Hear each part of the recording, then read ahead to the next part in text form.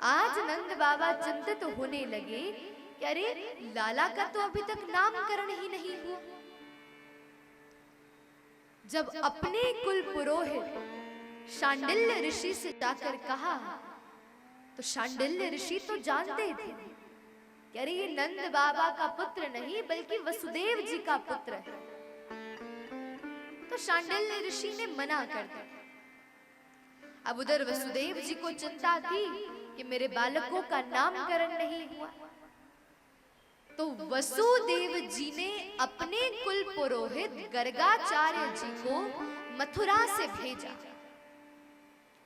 आज गर्गाचार्य जी जैसे ही गोकुल में आए तो आकर नंद बाबा ने सर्वप्रथम खूब सम्मान किया, खूब सत्कार किया।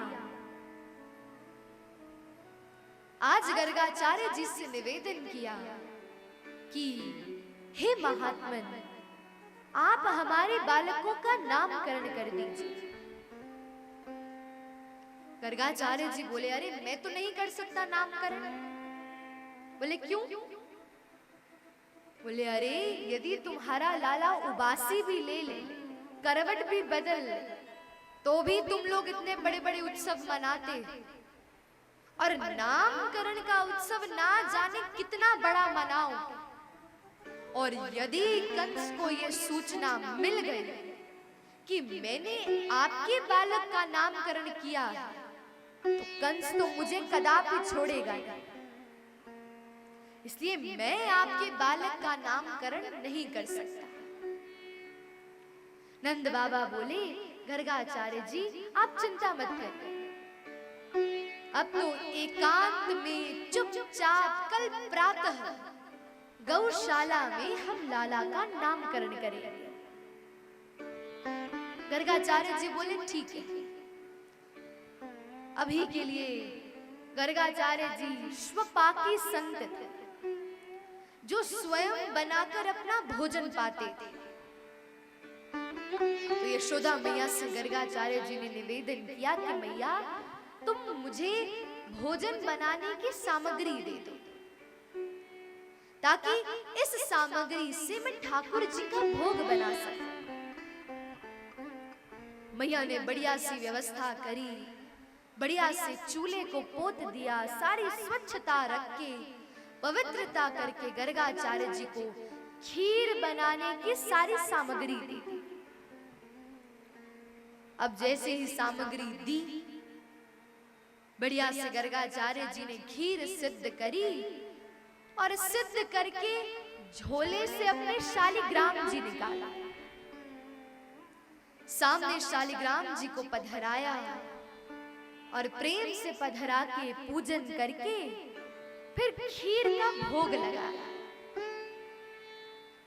अब की बार जैसे ही भोग लगाया, त्वदीय वस्तु गोविंदम तुभ्यमेव समर्पये ग्रहाणा सुमुखो भूत्वा प्रसीद परमेश्वरा।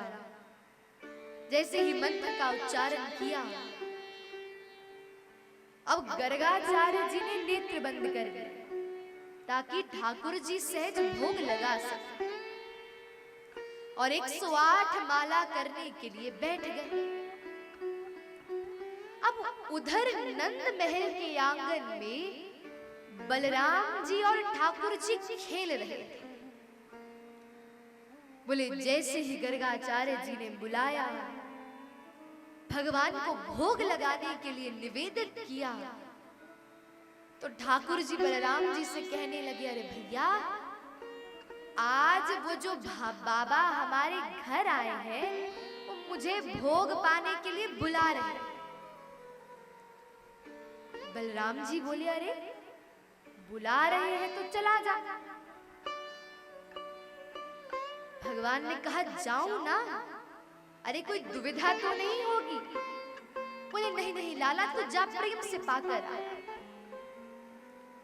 अब तो जैसे ही ठाकुर जी गुटमुन करते करते नंद बाबा के महल के उस स्थान पर जहां गर्गाचार्य जी बैठे थे, जैसे ही गए तो जाकर जो खीर का पात्र शालिग्राम जी भोग लगा रहे थे उसे उठाकर भगवान ने गोद में धरा और प्रेम से हाथ डुबो डुबो कर पाने लगे।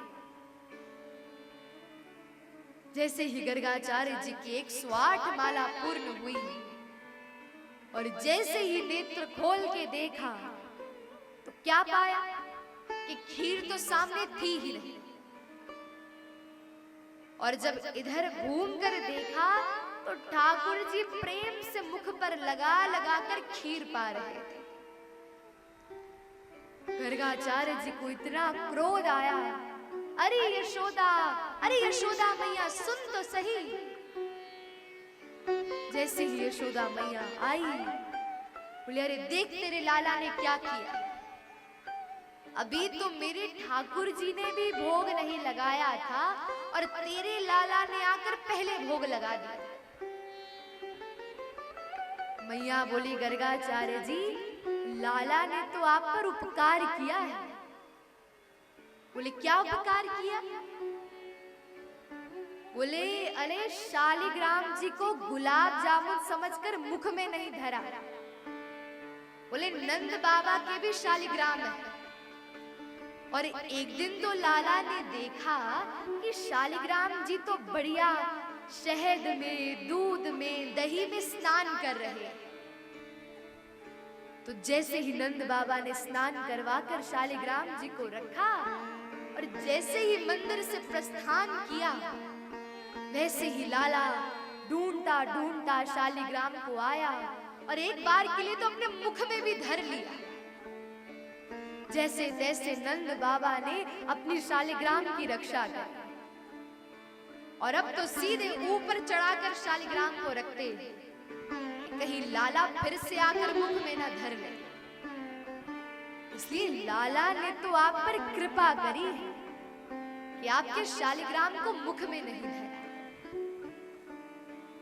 मैया बोली आप फिर भी मुझे क्षमा कर दीजिए, मैं आपको पुनः सामग्री दे दूं।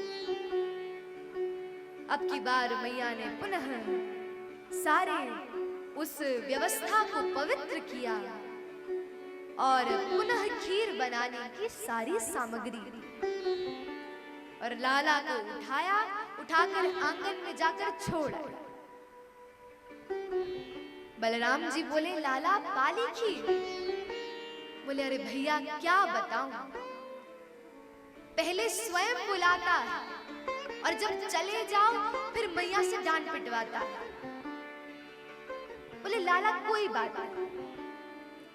अब तो गर्गाचार्य जी ने बढ़िया सी खीर पुनः सिद्ध करी और अब की बार जैसे ही भोग लगाने के लिए शालिग्राम जी के सामने रखे और पुनः मंत्र का उच्चारण किया, तदीयवस्तु गोविंदम तुभ्यमेव समर्पये गृहाणा सुमुखो भूत्वा प्रसीद परमेश्वरा।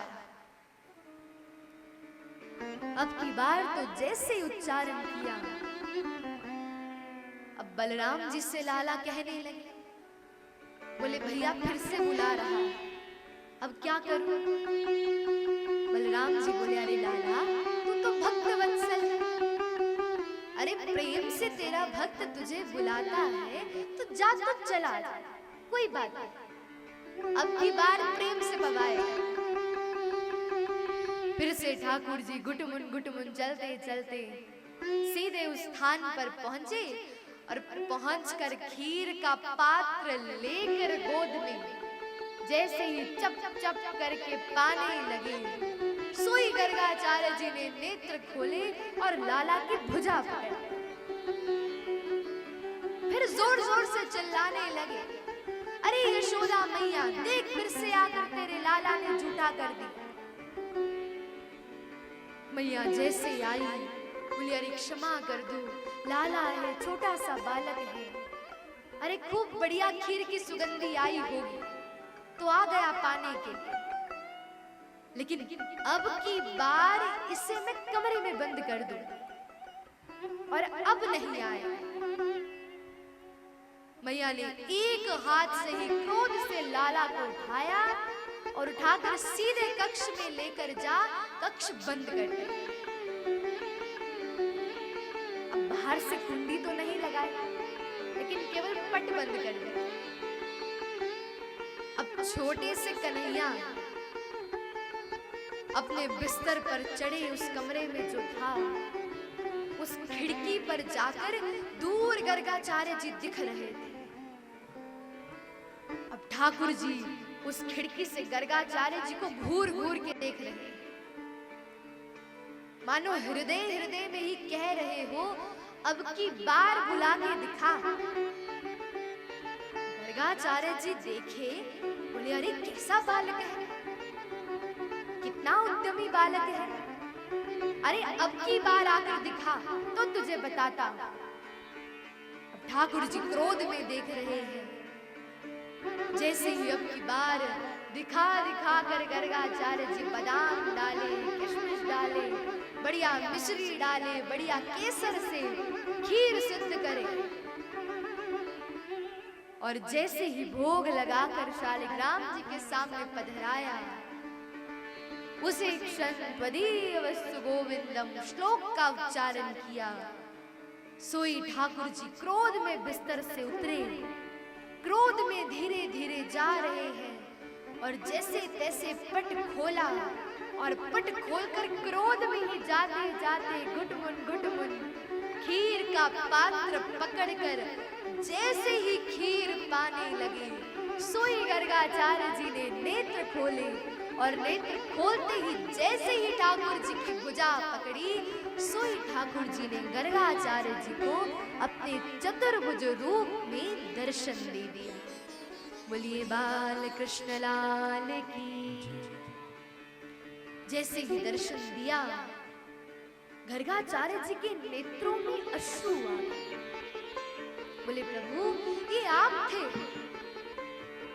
अरे आपकी वास्तविकता को तो मैं जान ही नहीं पाया।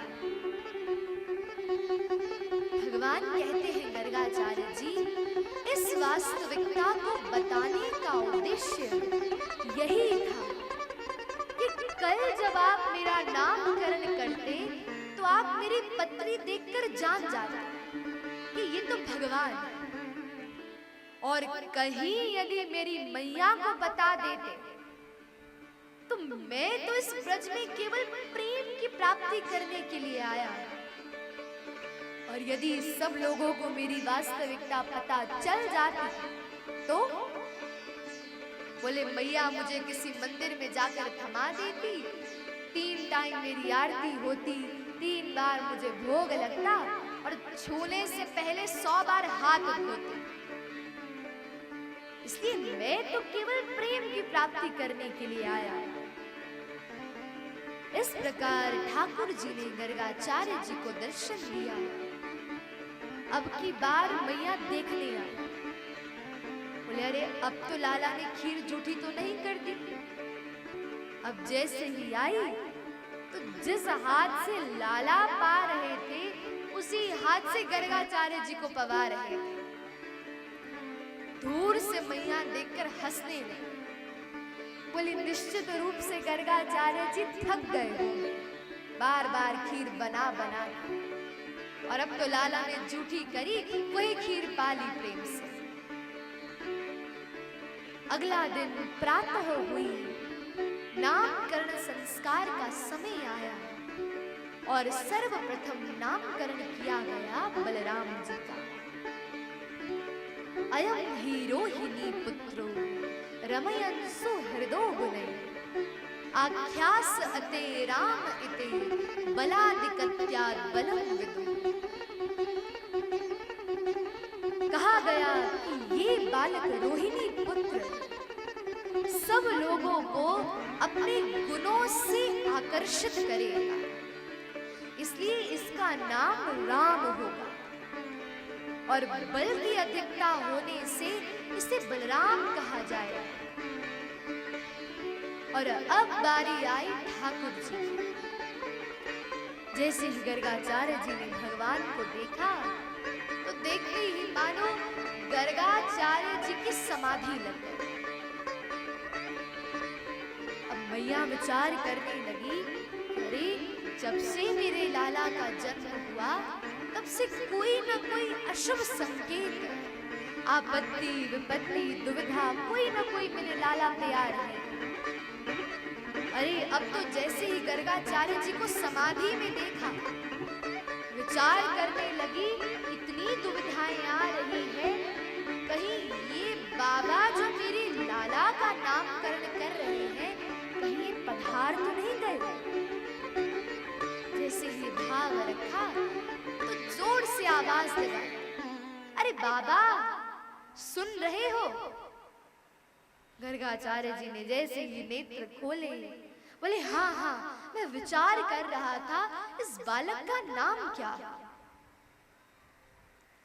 जैसे ही ठाकुर जी की ओर देखा, देखकर प्रेम से श्री गर्गाचार्य जी कहने लगे कि अरे तुम्हारे बालक ने पिछले अनेकों जन्मों में अनेक अवतार लिए, शुक्लो रक्तस्तथा पीत इदानीं कृष्णतां गतः। कभी तुम्हारा बालक शुक्ल वर्ण का बनकर आया, कभी रक्त वर्ण का, कभी पीत वर्ण का, और अब की बार यह बालक कृष्ण वर्ण का बनकर आया है। इसलिए इसका नाम हम रखेंगे कृष्ण। बोलिए बाल कृष्ण लाल की।